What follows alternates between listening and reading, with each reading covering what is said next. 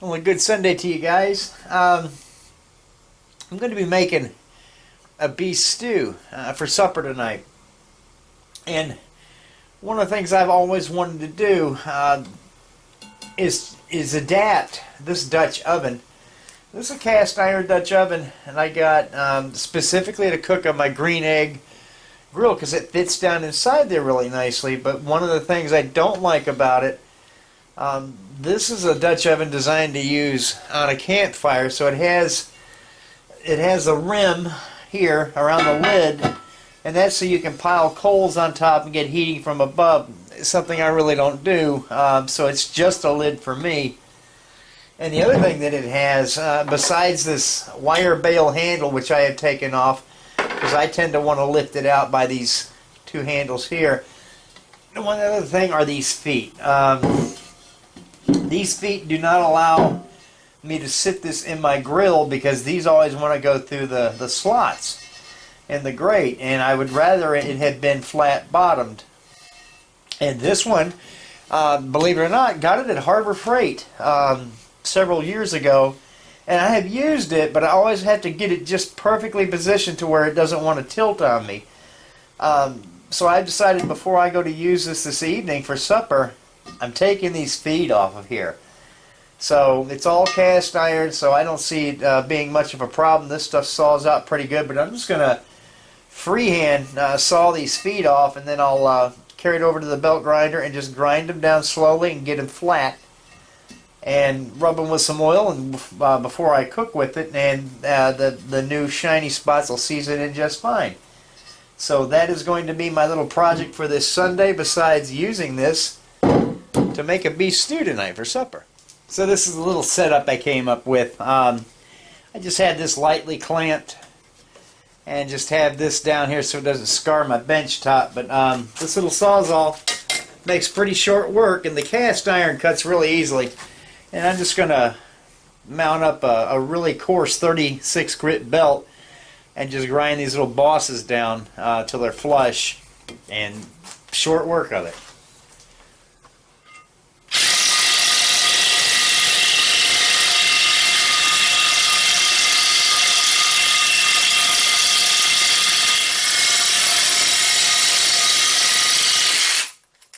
Alright, there's two. We'll get the other one off and get these ground down.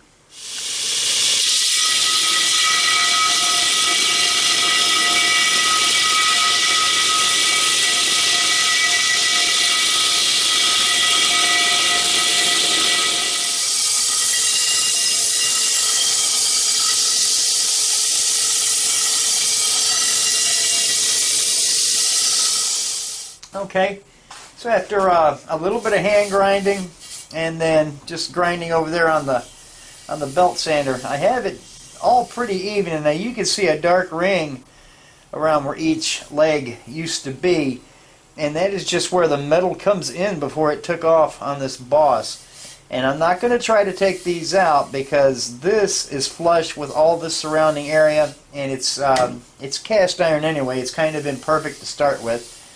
But I don't want to try to take these all out and make this too thin. I like the thickness of the cast iron for even cooking. So after a good wash up, me and this, we're going to oil this up real well before we cook with it tonight. And that's going to re-season the outside of this Dutch oven. But I think I've got it to where I like it better now. I really didn't like using it before because of those legs, and now it seems to sit nice and flat. Can use this on the kitchen burner too, and that was another thing. Those legs coming down, and we have a gas range in the house. It never did want to sit flat. So, and if I ever decide to cook over a campfire, you know, I'll just I'll get another one of these. I think this thing was, gosh, it was less than $40 at Harbor Freight. And I wanted a Dutch oven the size to fit that grill I have. Primarily is what I like to use it for. I don't use the lid so much in the grill, but it came with the lid. I just closed the lid on the kettle grill, and that's its own lid. So yeah, we're going to wash this thing up, and we're going to be making a beef stew out on the deck. And I'll show you guys some of that. Okay, getting ready to cook. Have the grill warmed up, and I have all the ingredients, all the prep work done. So we're going to open this up, and the Dutch oven sits down in there really nicely now. I just have a steel grate going across, and it never sat that nicely. I'd always have to fiddle with it. So got the egg heated up a little bit. We're going to put some canola oil in there. That's about 2 tablespoons. I'm going to add a little bit more because there's a train coming. There are a lot of ingredients going into this, so I'm going to let this start warming up.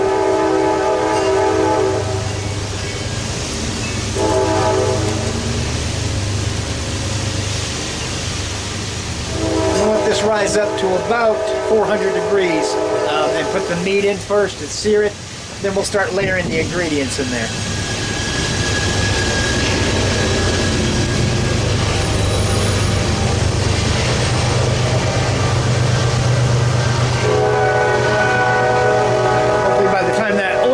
Up, this train is a slow mover. I think they're loading grain, so we'll hope the engine's far enough away to where it can stop blowing its horn. You might be able to hear the rain hitting the tin roof. We're right at 400 degrees now, so we're going to get our meat in. And this is just a round steak that we have I've cut it cross grain and then cut it into about 3/4 inch cubes.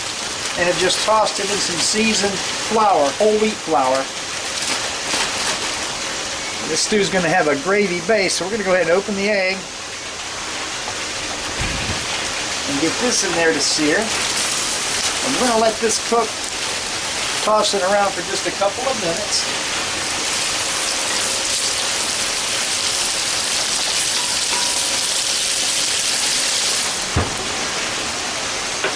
We'll turn that after about 1.5 minutes. Let the other sides brown, then we'll start piling ingredients in there. Okay, we'll give this a little stir.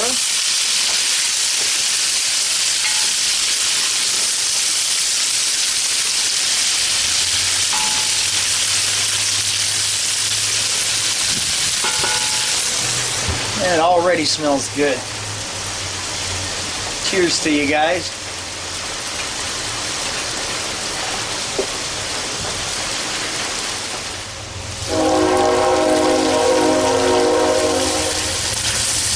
Another train. There are 2 lines over there. Harvest is on full force right now, so they're getting that grain shipped out. As soon as they have it dry in those silos behind us. Alright, the meat's browned off pretty well. This is about equal parts of celery and red onion. Not celery, but Swiss chard stalk, which is a great substitute for celery. It's what we've been using since we've been raising it. Has a little more flavor than common celery, which has no flavor at all, actually.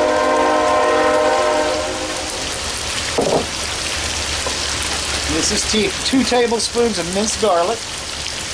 I'm going to stir that all in now with the meat.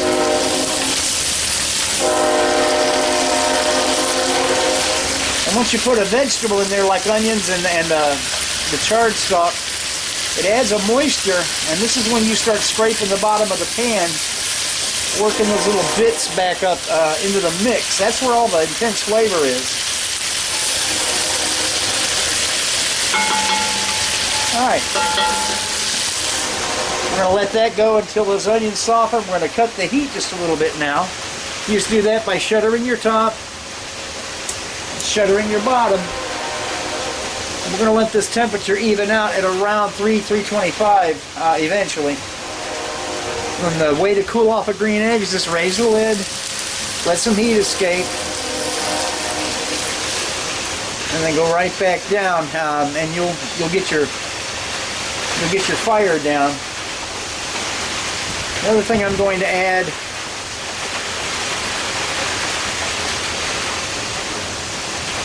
that's about a good teaspoon of thyme leaves. Just kind of crush them with my fingers as I put them in there. And this is going to be about not quite a teaspoon of marjoram. Again, crushing it in there. And we'll give it a stir.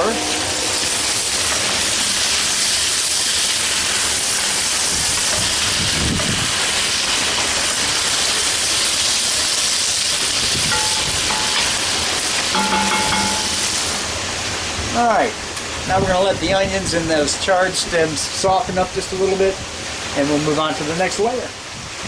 One other ingredient I'm going to add in here, this is 1 cup. As we've been picking sweet peppers, we had so many peppers we couldn't eat them. We took to drying them in the dehydrator, and this is 1 cup of dehydrated sweet peppers that I've been soaking in water. This is just a mix of bell pepper and other sweet peppers, but just kind of a hodgepodge, but I've been soaking them in there.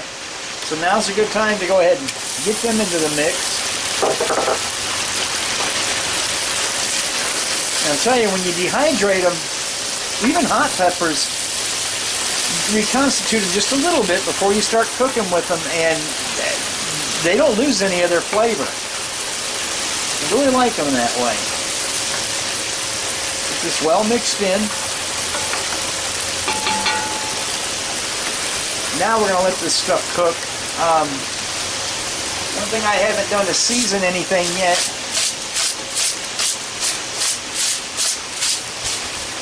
So there's some salt.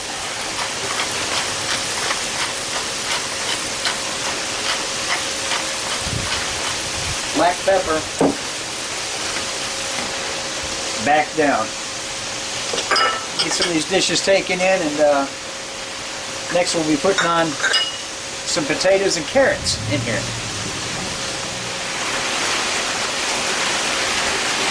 Okay, the vegetables we put in there have softened. So the next thing we're going to add, this is about 6 carrots and about 4 medium-sized sweet potatoes. So they're going to go in there. I'm going to mix it. It's going to take a little while for those to cook, and I want them to cook in some liquid. So I've made a bunch of beef stock, and Kim and I found a soup base that we use that is really good. It's very low sodium. It's not like bouillon at all. It's about the closest thing that I've ever tasted or read the ingredients on that comes close to real stock that you would make. So I have 8 cups of it. I'm only going to use half, because the other half I'm going to make a gravy and finish this off, a real thick gravy.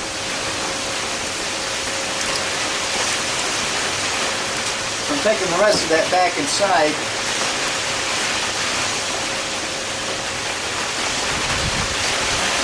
Now I'm just going to let this simmer right here inside the egg. And we'll be back when we're putting in some more ingredients. It smells wonderful, guys. Alright, let's have a look. Alright, we're simmering. And we'll cut the heat just a little bit more. But that's a pretty nice simmer. My arm in the way? No.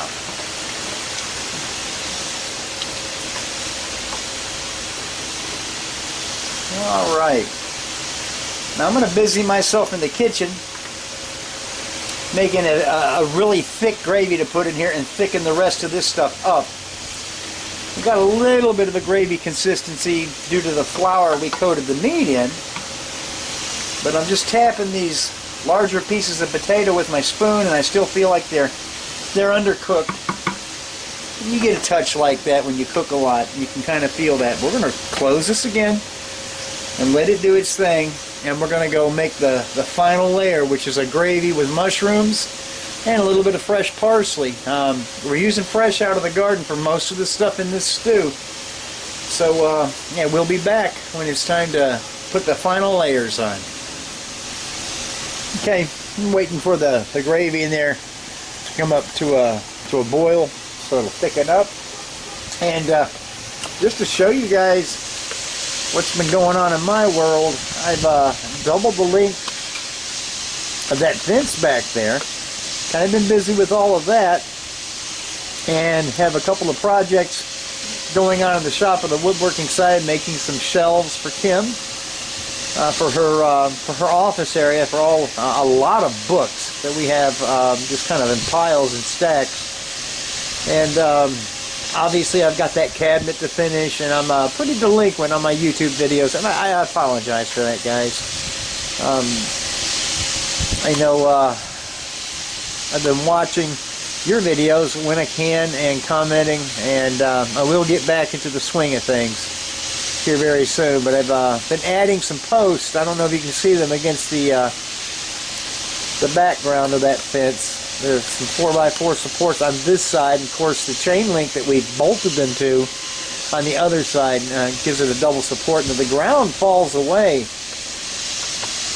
from this side as we go toward the east. The ground really falls away, so we're going to be probably filling that with some soil and planting flowers in that. And then we have plans for a potting shed of sorts somewhere in the area you're looking at now. So that's what I've been busy with, and the potting shed probably won't happen until in the spring, when I think is going to catch us. So this is doing a nice simmer, and the gravy is going to be just about ready. So we're going to go and get the gravy and add that. We'll show you that, and then we'll show you the finished stew.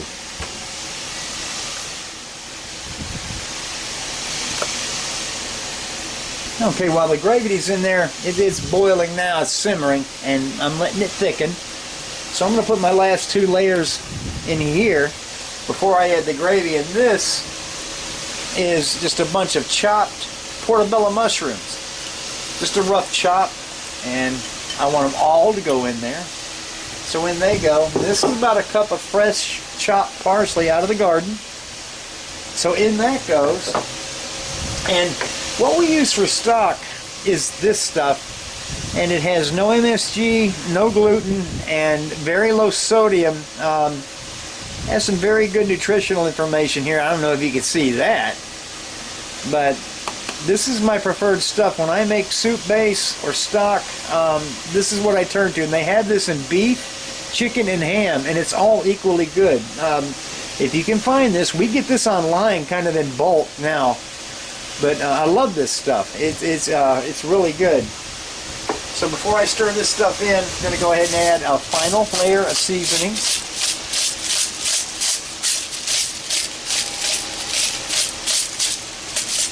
And this is a very fine grind salt shaker. It doesn't put a whole lot in with each turn. And this is a very coarse grind pepper mill, and it does put some in with the turn, but we like black pepper.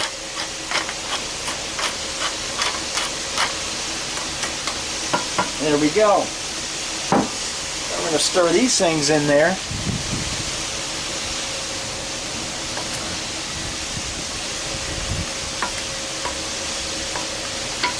Alright, now we're going to add the gravy, and that's going to top everything up with some liquid, and we'll give it about 15 more minutes. And this is going to be what you call stew. And we have cornbread. I made a couple of pans of cornbread a few nights ago, and that's what we're going to have with it, and that's a meal. So we'll come back. Alright, the last thing that's going to go in before it just simmers for a while. This is a quart of whole wheat gravy. And you guys probably know by now, if I say flour, I'm talking whole wheat flour.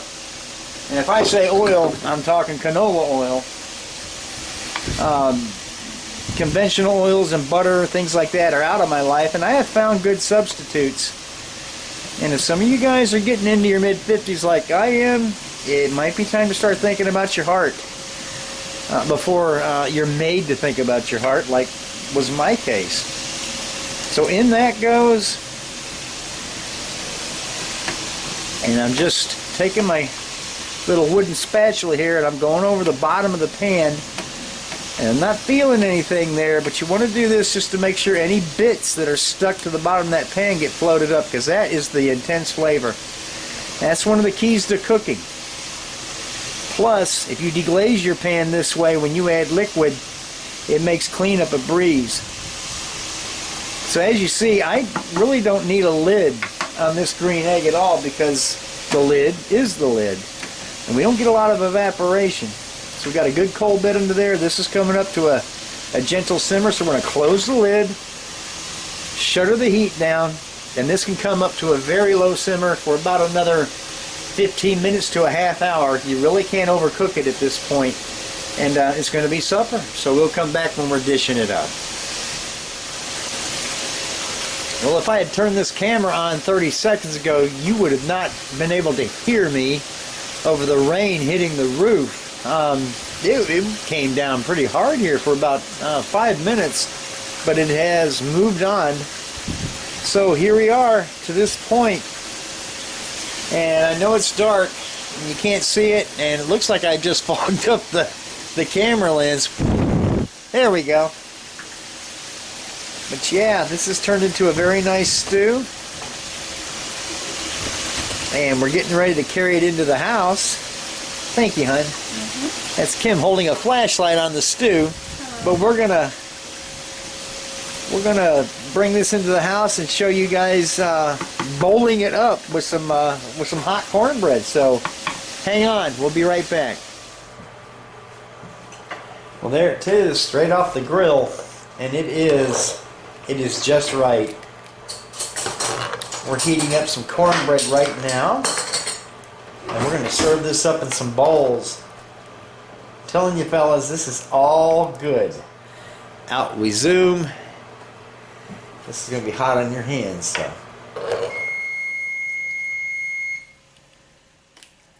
Oh my goodness. That's good right there. I think this is what they call comfort food.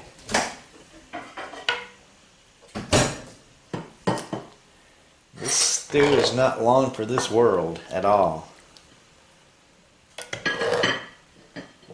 There we go.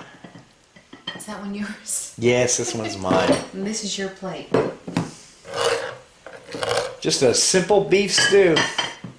And it has just a little bit of smoke flavor from the green egg. And the green egg does not impart a heavy smoke flavor unless you use wood chips. And I don't unless I'm smoking a big piece of meat. But this has just enough of a char flavor to suggest that it was made on a grill.